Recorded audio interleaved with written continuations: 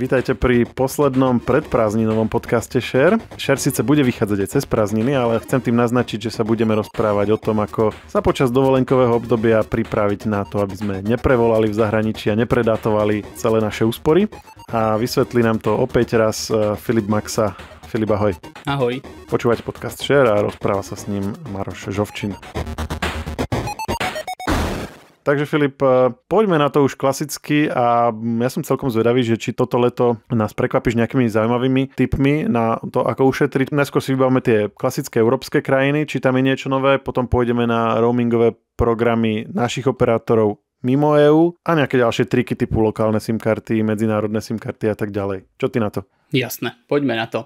Máme koniec júna a ľudia sa pomaly rozcestujú po Európe. A tu je obrovskou výhodou to, že platí regulovaný roaming a teda tak ako sú zvyknutí približne od roku 2017, tak keď idú povedzme na dovolenku do Španielska, do Talianska alebo milovaného Chorvátska, tak môžu využívať volania, správy alebo dáta ako doma, teda bez akýchkoľvek príplatkov. Ale tu by som rád podotkol iba to, že keď napríklad som spomenul to Chorvátsko a budete cestovať okolo krajín alebo cez krajiny, ktoré nie sú súčasťou EÚ, tak pozor na dátový roaming, lebo tam už budete platiť a tie ceny najmä za dáta, povedzme pri navigácii, môžu byť veľmi vysoké. Takže pozor na to, alebo myslíte na nejakú offline navigáciu. Ale keď pôjdete povedzme lietadlom, alebo keď pôjdete naozaj do niektorej z európskych krajín, ktorá je súčasťou EU bloku, tak sa nemusíte bať nejakých vyšších poplatkov. Dobrou správou je ešte to, že oproti minulému letu je tých dát viac. A povedzme, ak máte neobmedzené dáta, tak o niekoľko gigabajtových môžete minúť v zahraničí viac ako v minulom období. Počkaj, to trošku skús vysvetliť. To znamená, že tam bolo doteraz nejaké obmedzenie, alebo ako to je? Lebo si povedal, že keď máte neobmedzené dáta, tak môžete minúť viac v zahraničí, ale tak to znamená, že stále sú tam nejaké obmedzenia, ale sú také, že si ich vôbec treba všímať. Musíš predsa len to zariadenie používať trošku inak v iných krajinách EÚ ako doma, alebo ťa to vôbec nemusí zaujímať? Ako to teda je? Ja som vyzdvihol tie neobmedzené paušály kvôli tomu, že operátori samozrejme regulujú množstvo dát v zahraničí. To, že máš na Slovensku neobmedzené dáta, neznamená, že to tak bude aj v zahraničí. Takže je tam taký špeciálny vzorec, podľa ktorého vychádzajú operátori. A na základe tvojho mesačného poplatku a toho, koľko máš dát na Slovensku, tak ti vypočítajú objem dát, ktorý sa dá minúť bez poplatkov alebo príplatkov v EÚ. Takže neviem, čisto teoreticky, keď máš, neobmedzené dáta u nás, tak v zahraničí môžeš mať možno 50 GB. Dôležitá je aj tá cena. Čím nižší poplatok, tým aj tých dát by bolo samozrejme menej, lebo to, že ten koncový zákazník neplatí tie príplatky alebo minuté dáta či volania v zahraničí, to neznamená, že to nezaplatí tvoj operátor.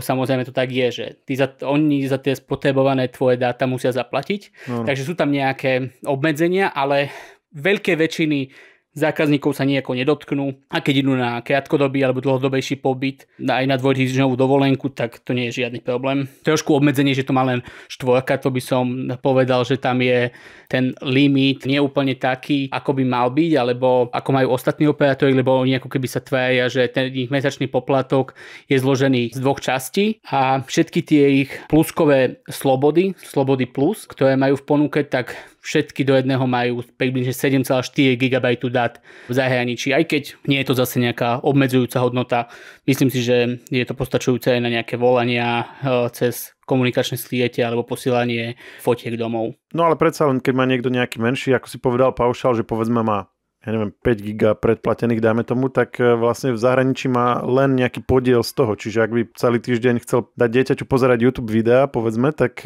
keď mu to možno stačilo na 2 týždne doma, tak nemusí to stačiť 2 týždne v tom spomínanom Chorvátsku, povedzme, hej? Ak to je povedzme 5 giga a nie je to za nejakú extrémnu nízku cenu od operátora, tak je vysoko pravdepodobné, že celý ten objem je možné minúť bez príplatku. Viem, že naozaj tie obmedzenia sú tam pomerne malé a dá sa celkom v pohode s tým fungovať a zároveň tá situácia je už v roku 2024 úplne iná ako pred pár rokmi. Aj tie Wi-Fi siete v hoteloch alebo v tých dovolenkových rezortoch sú kvalitatívne úplne inde ako boli pred pár rokmi, kedy fakt, že sa ani nefungovalo to pripojenie. No vieš, ale to by ťa naši kolegovia z oddelenia počítačovej kyberbezpečnosti hneď napomenuli.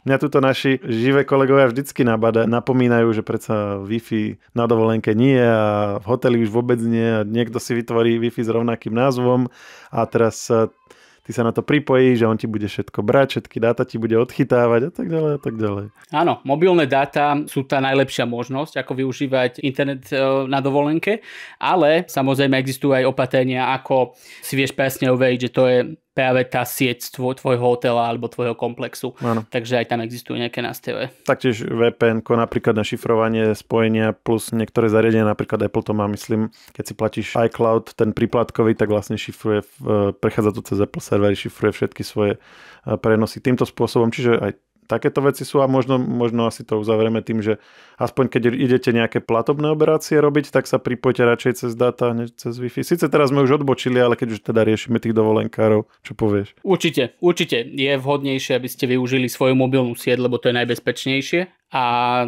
ako vravíš, nejaké platby v zahraničí, keď to nie je nutné, tak to vôbec nemusíte realizovať. Ešte by som povedal poslednú vec k tejto našej oblasti, ak sa chystáte povedzme počas leta do Veľkej Británie, tak napriek tomu, že už niekoľko rokov nie je súčasťou Európskej únie, tak zatiaľ všetci 4 mobilní operátori uplatňujú tú istú reguláciu ako v ostatných krajinách, ktoré som spomínal. Nemusíte sa bať, teda, že budete platiť viac za volanie, SMS alebo dáta. A to robia teda dobrovoľne, hej? Tá povinnosť už skončila, ale čím si to vysvetľuješ? Povinnosť skončila, britskí operátori dokonca už poplatnili využívanie služieb v krajinách EÚ, ak teda britskí zákazníci idú do EÚ, ale pravdepodobne tie podmienky, ktoré mali vyrokované, tak buď je tam taký nejaký ten udržaný súčasný stav, že im to teda, že v úvodzovkách ich to až tak neboli, alebo proste si našli nejaké také parametre, také dohody, aby to zatiaľ nechali v tejto podobe, ako bolo. Aj keď, treba povedať, že napríklad Telekom už dlhšie hovorí, že Británia, alebo teda na webe uvádza, že Británia sa presunie do nižšej zóny, ale zatiaľ to stále neurobila, stále ten termín, vždy keď to má prísť, tak to posunie. No a keď už si to spomenul, tak teda poďme na tú zaujímavejšiu časť dnešného rozhovoru a síce ako je to teda s krajinami, ktoré sú mimo týchto pravidiel Európskej únie a ako najlepšie používať paušál tam a čo keď používame náš alebo používať ich a tak ďalej. Čo sa týka dovolenkových krajín, ako ja neviem, Albánsko, mimoriadne obľúbené Turecko, Tunisko, Egypt, ale aj mnoho iných exotických krajín, kde povedzme Slováci chodia skôr v zimných mesiacoch, tak tam tie ceny sú brutálne. U všetkých teda platí to, že ak nemáš nejakú špeciálnu povedzme biznis ponuku a veľmi, veľmi drahý paušál, kde by si povedzme dostal nejaký symbolický objem dát, tak tie sumy za volanie a SMS a dáta sú veľmi vysoké. Keď si to prepočítaš na megabajty a keby si chcel minúť povedzme 1 GB, tak to sú niekedy v prepočte niekoľko tisíc eur. Takže to sa vôbec neoplatí. Počkaj, ale ty si povedal zaujímavú vec, že keď nemáš nejaký biznisový paušal. To je pre mňa novinka. To znamená, že sú ľudia, pre ktorých toto neplatí, čo sme teraz povedali, lebo ja som si myslel, že to je automatika. Sú biznis klienti, ktorí sú pre operátorov veľmi dôležití a oni môžu mať veľmi, veľmi malý objem predplatených dát aj v takých tých exotických vyšších zónach, teda kde sú aj tie exotické krajiny. Čiže to sú není konkrétne paušály, ktoré si nájdeš na webe, ale nejaké individuálne ponuky? Aj individuálne, ale niekedy sú to aj také paušály, ktoré bežne vie biznis klient získať, ale tu by som len rád podotkol, že tu sa nebavíme o gigabajtoch. To sú povedzme, neviem, 100 megabajtov a tak, že to sú úplne že symbolické objemy, alebo povedzme nejaké počty minút, ktoré sa dajú minúť bez príplatku alebo v rámci toho programu. Čiže to je skôr taká okrajovka, len som teda chcel povedať, že existuje niečo také, ale tí bežní klienti to väčšinou nemajú vôbec, alebo teda 99% klientov nemajú možnosť využívať nejaké balíčky, ktoré by boli priamo zahrnuté na využívanie v exotických krajinách alebo tých dovolenkových krajinách mimo EÚ. Ale teda Telekom, Orange a O2 majú špeciálne roamingové balíčky, kde je možné docieliť nižšiu cenu za mobilné služby, ale tam treba povedať, že stále sú to vysoké ceny a vo veľkej väčšine prípadov sa to neoplatí. Teda platilo to minimálne doteraz. V minulých dňoch Telekom oznámil, že on ako keby sa ide pozerať na roaming vo všeobecnosti inak a že chce zrušiť tie zóny, ktoré sme poznali, povedzme zóna 0 alebo zóna 1 bola Európska únia a potom si mal zóna 1, zóna 2, zóna 3, zóna 4 a podobne.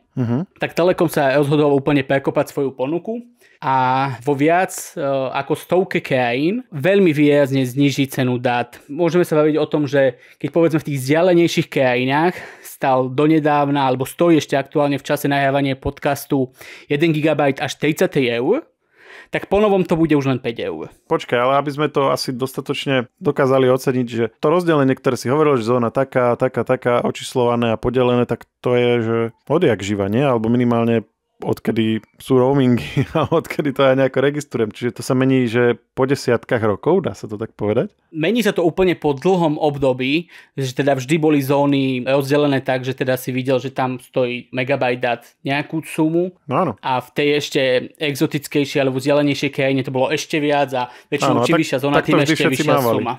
Áno, takto to bežne operátori mali, ale teda v Telekome to už platiť celkom nebude, alebo teda to už nebude platiť vôbec. Takže sú len dve zóny? Sú teraz, že Európska únia a mimo Európskej únie, či ako? Európska únia je ako keby základ. To už nemusíme brať ako zónu, lebo ty vieš v podstate tie jednotky využívať ako keby za domácich podmienok.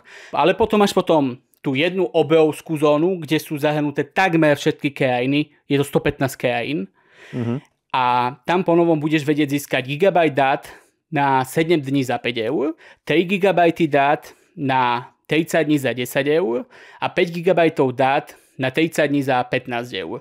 Takže to sú naozaj... Čiže úplne v pohode. Ako... Úplne obrovské rozdiely v porovnaní s tým, ako to bolo doteraz. Ale ešte by som povedal, že tam patria aj krajiny, ja neviem, ako Albánsko, Kambodža, Kanada, Mexiko, Oman, Singapur, Turecko, Thajsko, Tajvan. Čiže tých štátov je tam naozaj veľmi, veľmi veľa. Dve zóny, že je týchto 115 štátov a potom je všetko ostatné? Je úplne, že základ Európska únia, potom je táto veľká obrovská zóna, kde je 115 krajín, kde budú platiť tie tej balíčky, ktoré som spomenul. A potom už ostáva ako keby len jedna taká zóna, kde nebolo možné dojednať lepšie podmienky. A to sú, povedzme, vyberané štáty, ktoré, ja neviem, čisto teoreticky, možno Kuba, alebo iné takéto krajiny. Ak je tam možné mobilné pripojenie. Alebo pripojenie na lodiach. Tam ani doteraz nebolo možné využívať roamingové balíčky, takže tam sa to nemení. Počkaj, pripojenie na lodiach? To je taká vec? Áno. Ja som myslel, že tam ani nie je signál. Je možné aj pripojenie na lodiach, ale je to veľmi drahá služba. To majú asi tie lode samotné, nie? Že oni majú potom to nejak presmerované cez satelit, alebo čo? Či ako by to mohlo fungovať? Áno, bude pravdepodobne satelitné pripojenie, ale vravím, že tieto pripojenia to sú skôr také okrajovky a fakt, že keď z nejakého dôvodu potrebuješ to pripojenie, takže to sa vôbec neoplatí a ani ponovom sa to neoplatí, ale teda prichádza k tomu, že Telekom ponovom búra mýty, že roamingové dáta mimo EU sú drahé.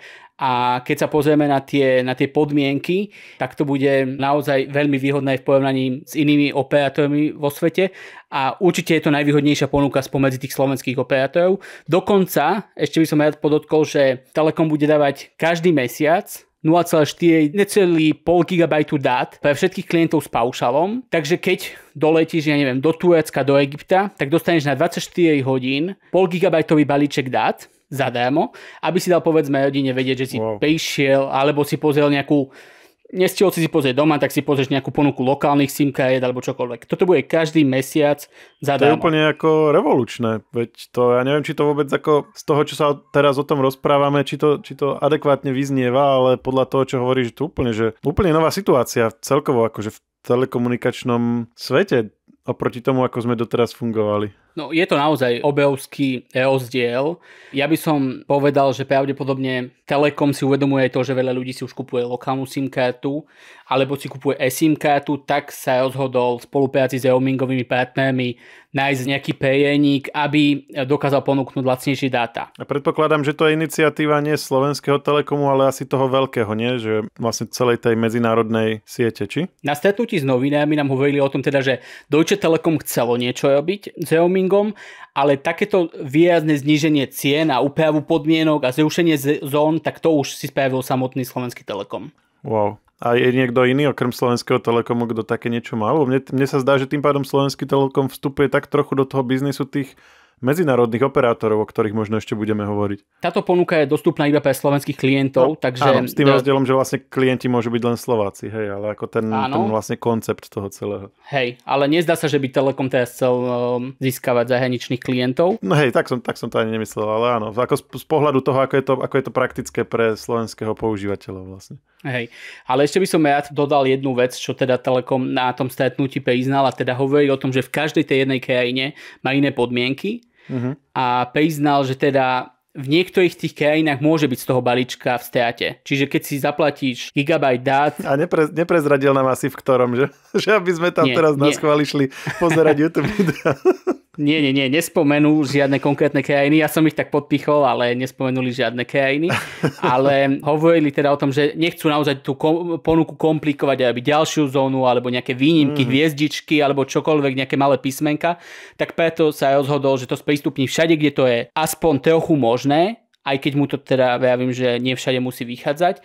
A prichádza naozaj, ako si to aj ty povedal, s takou trochu evolučnou ponukou. Vyjadrili sa k tomu nejako ostatní operátori? Lebo to by ma celkom zaujímalo, ako na to budú reagovať. Áno, my sme sa pýtali ešte pre touto tlačovkou aj ostatných konkurentov.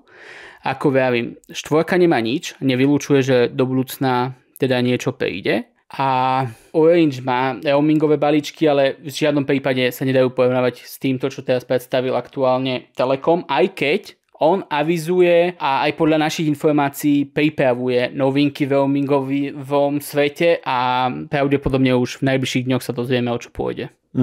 No a ešte nám tam zostalo O2.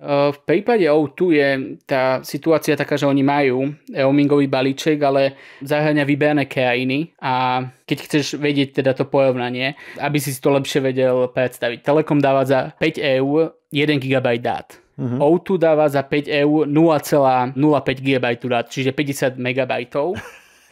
Takže je to veľký rozdiel. Len teda by som chcel povedať, že tá zóna je obmedzená, nie je tam určite toľko krajín, ako teda to teraz plánuje sprístupniť Telekom.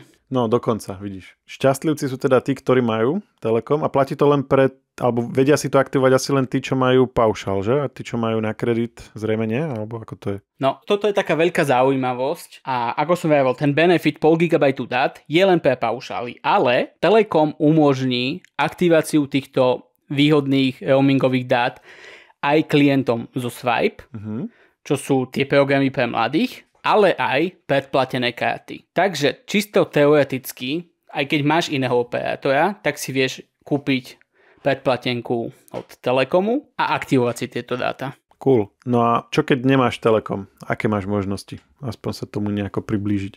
Áno, keď prídeš do zahraničia, do nejakej krajiny, ktorá nie je v EÚ, tak úplne najjednoduchším riešením bola doteraz lokálna SIM karta.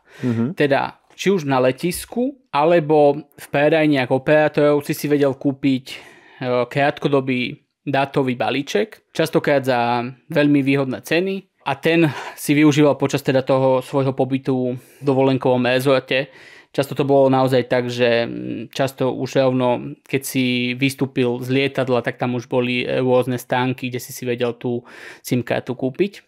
Ale stále populárnejšou možnosťou sú aj tzv. eSIM-ky, teda elektronická SIM karta. Tu treba podotknúť, že tých zariadení, ktoré eSIM podporujú, je stále veľmi málo. Ide o iPhony, ktoré môžu mať už aj niekoľko rokov a vybrané Android zariadenia. Takže predtým, ako chceš zvažovať SIM kartu, tak potrebuješ vedieť, že či máš vôbec podporu.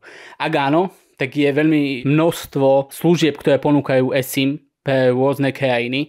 Tie balíčky, objem dát, ceny, aj operátori, cez ktorých fungujú, sa menia, takže je dobre si to porovnať. Ale je to mimoriadne jednoduchá možnosť, lebo ty si vieš tú aplikáciu stiahnuť doma, pozrieť si, porovnať, kúpiť tú eSIM kartu a keď prídeš už do dovolenkového rezortu, tak sa ti aktivuje a môžeš fungovať hneď. Ty vlastne hovoríš teraz o tom, že buď si kúpiš SIM kartu od operátora, ktorý je v tej danej krajine, ideš, ja neviem, do toho Turecka spomínaného, tak si kúpiš, behneš tam niekde do nejakom operátorovi alebo k nejakom stánku to predávajú, alebo tak, kúpiš si SIM kartu, dáš si ju do telefónu, budeš mať akože nové číslo a budeš fungovať. Alebo keď si to, čo si nazval eSIM, tak to sú vlastne tie online, takí tí online operátori medzinárodní v podstate, nie? Že to nie je akože pre nejakú konkrétnu krajinu, ale že ponúka balíky pre hociakú krajinu si vybereš, alebo pre nejaký región, alebo dokonca že celosvetové balíky a to už ti potom bude fungovať vlastne všade a máš tam nejaké dáta. Je to agregátor ponúk, čiže ty si vybereš, čo chceš, presne ako si aj spomenul, keď chceš, to môže byť aj pre región, môže to byť pre konkrétnu krajinu, ceny, podmienky sa potom líšia. A teda nie, že by to bol nejaký že samostatný operátor, oni teda skôr len nakupujú veľkoobchodné služby od tých operátorov, ktorí na tých trhoch pôsobia, dajú si tam nejakú maržu a tie služby ti predajú. A vidno to aj každoročne, že tá popularita týchto služieb stále narastá. Takže ako som už aj skôr spomenul, že možno, že to bola aj tá nejaká kvázi aj odpoveď Telekomu na niečo takéto a možno sa dočkáme takých nejakých výhodnejších ponúk aj od ďalších hráčov na našom trhu, aj keď to možno nebude túto sezónu, možno tú ďalšiu. Riešili sme primárne dáta, teda v zásade len dáta. Myslím, že tieto eSIM služby, nemám to preskúmané úplne, ale tiež sa tam vždycky, aspoň čo som pozeral, sa uvádzali akurát dáta. Neviem, či tam vôbec máš potom nejaké že číslo, s ktorým vieš aj telefonovať a tak. Ako je to s telefonovaním? To je opäť individuálne pri eSIM-kách, lebo tam platí, že niekedy dostaneš iba datovú SIM-kartu, s ktorou nevieš volať, niekedy máš aj volací tarif, alebo teda celý balík, kde máš volanie a SMS a dáta.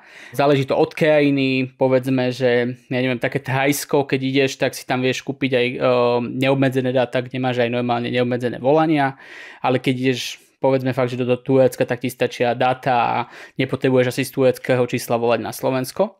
A dostávame sa práve k tomu, že ako realizovať volania alebo ako posielať správy so svojou rodinou alebo ako sa ozvať svojim známym, že je všetko v poriadku. Tak tam nie je vhodné realizovať bežné klasické volania cez sieť, aj povedzme s tou slovenskou SIM kartou, lebo často ide aj o desiatky centov alebo aj niekoľko eur za 1 minútu hovoru. Takže keď už máme tie dáta, tak je vhodné využiť platformy alebo služby ako WhatsApp, Viber, Signal, Skype alebo Messenger či ďalšie služby.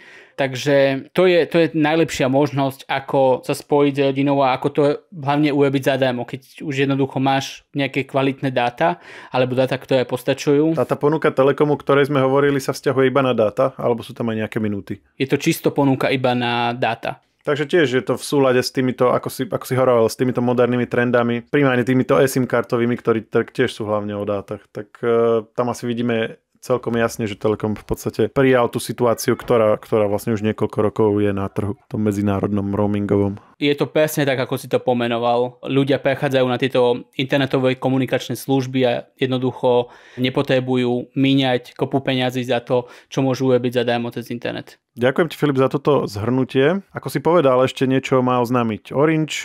Uvidíme, či sa neobjavia ďalšie správy. Ak by k tomu došlo, budeme o tom určite informovať. Budeš o tom informovať na webe a možno sa k tomu opäť stretneme aj v podcaste a dovtedy myslím si, že sme ponúkli viacero zaujímavých možností pre ľudí, ktorí už v najbližších dňoch sa chystajú do zahraničia. Už to nie je tak ako kedysi, ale naozaj sa dá aj bez toho spomínaného nebezpečného hotelového Wi-Fi celkom slušne datovať prakticky kdekoľvek. Áno, ja môžem sľúbiť, že keď budú mať operátori nejakú novinku v tomto svete, tak určite to nažive prinesieme a v nasledujúcich dňoch a týždňoch prinesieme ešte aj mnohé tipy, cenové porovnania, ďalšie články, ktoré sa týkajú roamingu. Takže keď budete cestovať alebo máte naplánovanú dovolenku, tak si prečítajte náš portál a nájdete tam mnoho zaujímavostí. Perfektne, ďakujem. A ak by ste ešte chceli počúvať, tak minule sme sa bavili v podcaste o AI novinkách Windowsu a ešte predtým Apple a porovnávali sme, že koho AI služby, ktoré by v najbližšom období, týždňoch, mesiacoch do 1 roka mali byť dostupné na týchto platformách, koho služby sú lepšie, koho služby sú premyslené a ako sa od seba odlišujú. Takže o tomto sú 2 predošlé podcasty a ak nám chcete niečo odkázať, napíšte nám na podcasty@žive.sk. A ak nechcete zmeškať ďalšie podcasty, ktoré pre vás pripravíme, tak nezabudnite sa prihlásiť na odber nášho podcastu v ktorejkoľvek podcastovej appke, kde si vyhľadáte technologický podcast Share. A to už je naozaj všetko a počujeme sa opäť niekedy na budúce. Čaute.